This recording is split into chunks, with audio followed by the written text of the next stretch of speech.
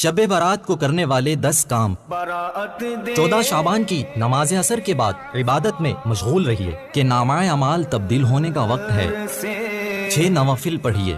15 شعبان کی مغرب کے فرض و سنت وغیرہ کے بعد 6 رکعت نفل 2 رکعت کر کے اس طرح ادا کیے جائیں کہ پہلے 2 رکعتیں درازی عمر بالخیر، دوسری 2 رکعتیں بلاؤں سے حفاظت اور تیسری 2 رکعتیں صرف اللہ تعالیٰ کا محتاج رہنے اور غیروں کی محتاجی سے بچنے کی نیت سے ادا کریں کہ برکتوں سے مالا مال ہو جائیں گے۔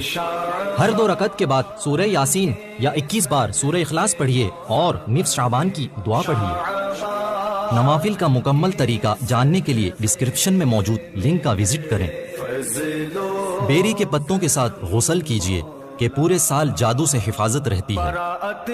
قبرستان جا کر فاتحہ پڑھیے کہ 15 شعبان کی رات قبرستان جانا مردوں کے لیے سنت ہے۔ صلاۃ التسبیح پڑھیے کہ اس کا بے انتہا ثواب ہے۔ آتش بازی سے بچیے کہ وقت اور پیسہ دونوں کا نقصان ہے اور یہ مال کا ضیاع حرام اور جہنم میں لے جانے والا کام۔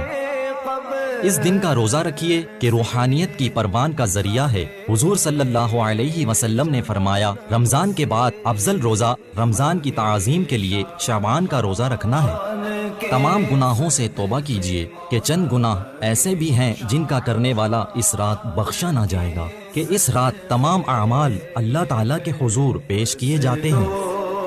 حق تلفیوں کی معافی مانگ لیجئے۔ اللہ تعالیٰ اپنے فضل و کرم سے اپنے بندوں پر رحم فرما کر اپنے حقوق معاف فرما دے، مگر بندوں کے حقوق کو اللہ تعالیٰ اس وقت تک نہیں معاف فرمائے گا جب تک بندے اپنے حقوق کو نہ معاف کر